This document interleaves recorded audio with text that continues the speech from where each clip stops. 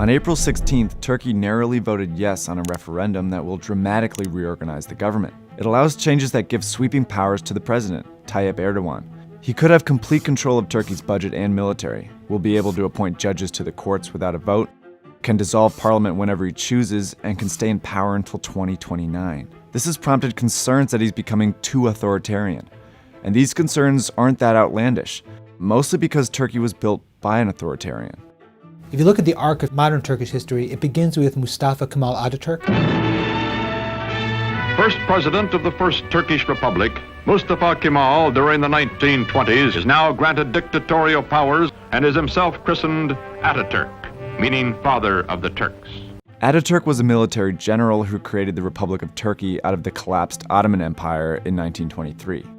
During his 15 years in office, he enjoyed similar powers now held by Erdogan. He used them to build Turkey into a modern and secular state. Turkey's new government separates church and state. So he banned head coverings. To Kemal, this headgear, the fez, symbolizes Turkey's Oriental fatalism and ignorance. He will abolish it. He put mosques under state control. Islamic traditions are shattered. He made it basically illegal to discriminate against women. He takes pleasure in the company of emancipated women. He made women's education compulsory. He made literacy rates rise. He made schools open to everyone. To make a modern nation, all Turkey must be sent to school. Ataturk also industrialized his country. Under his watch, the industrial sector saw a sharp increase, and his liberal foreign policies built a close relationship with the West, which paved the way for Turkey to join the NATO alliance in 1952. We know that Ataturk succeeded because for decades it was a modern, secular Western country like he wanted it to be. Ataturk is dictator so that Turkey may never again have a dictator. Now you have President Erdogan. President Erdogan is going in literally the opposite direction. He wants to make the country much more openly religious. He wants to get rid of a lot of what Ataturk had done. But how does a religious, conservative leader acquire so much power in a secular country? To understand this, you have to know what happened to Turkey after Ataturk's death. For 5 decades, the country was constantly in a state of upheaval. Ataturk had given the military the responsibility of keeping Turkey secular, and they did so by staging coups in 1960, 71, 80, and again in 1997. While the interventions were meant to keep Turkey democratic, the instability left the country in poor shape. In the 90s and even to the early 2000s, Turkey had completely stale economy. The GDP growth had slowed, unemployment was very high. It was seen as a very corrupt country, the government didn't function. Enter Recep Tayyip Erdogan. He was the mayor of Istanbul from 1994 to 97. 2 years later, he was arrested for a public reading of a politically charged Islamic poem by a Turkish nationalist. Turkey was still a majority Muslim country, and his arrest made him popular with many who felt oppressed by years of the secular military rule. After a short jail sentence, he formed a moderately conservative political party, the AKP, which went on to win a landslide victory in the 2002 elections, and he became Prime Minister of Turkey. Erdogan went on to pull the country out of poverty by giving more opportunities to Turkish entrepreneurs and expanding access to foreign markets. This led to a sharp rise in the GDP, and inflation plummeted. Turkey's success even prompted efforts to join the EU. This all made Erdogan wildly popular. It was like he came onto a boat that was listing and taking on water, and he managed to get the water out of the boat and make the boat sail straight again. So for many years, you could see why a man like this would be as powerful as he became. Then he went too far. Over the next 10 years, Turkey continued to grow economically, but Erdogan started pushing more Islamist and authoritarian policies. He was quoted saying that he did not believe men and women were equal, and that women were meant to be mothers. His government also began arresting protesters and journalists under the guise of anti-terrorism laws. This stirred unrest in Turkey's more liberal urban areas.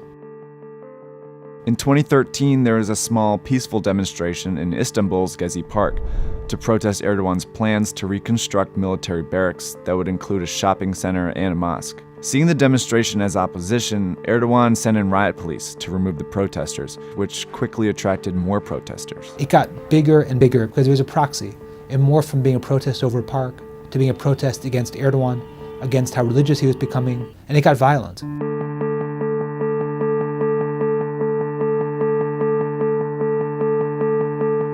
Previously, he had not been a brutal ruler. After this, he became a brutal one. Erdogan began removing Ataturk's secular laws more aggressively. He ended the ban on wearing headscarves, tightened restrictions on alcohol sales, and freed mosques from government control. Then in 2014, Erdogan was elected president, which in Turkey is a ceremonial role with little real power. But that didn't put an end to the arrests made across the country, which indicated that Erdogan was still in charge. And there were two groups of people who were terrified by this. One, the kind of secular Turks who looked back to Ataturk and said, "The hell's happening to our country?" The other was the military. And they were the ones, again, who believed that their core mission in life was to keep Turkey secular and that he was a threat. So in July 2016, they staged a coup, and it almost worked. There was just one problem. The military couldn't get the public support this time. Erdogan had found a new way to reach his supporters. I want to encourage my people to the streets and invite them to the airports.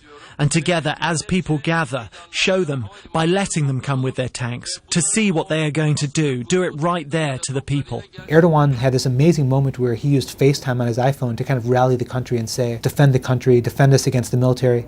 Come Turks, come to me, come help rally around me. And it worked. You had secular Turks for the first time in years defend Erdogan. You had religious Turks literally stream from mosques into the streets to fight the military. The military overstepped. You had Turkish F-16s fire rockets and missiles at parliament. Turkish tanks fired at people in the streets. That was very effective for him. Erdogan emerged from the fighting more popular than ever and ramped up his purge of the opposition. More than 100,000 journalists, academics, military officers, and politicians have been arrested since the coup attempt. Tens of thousands remain in detention. This brings us to the recent referendum, which follows Erdogan's post-coup popularity. He set it in motion to acquire more power and to make it permanent. But the vote was much closer than it was anticipated, suggesting that much of the country wants to hold on to the secular Turkey created by Ataturk, and they're willing to fight for it. But I do think you're going to have the inevitable tension of a president who believes he's entitled to more power, taking more and more of it, and what remains a somewhat secular country that isn't comfortable with giving him that power. Do those tensions play out politically and in court, or do those play out in the streets? If it's actual fighting and violence, then what we know of as a democratic Turkey is over.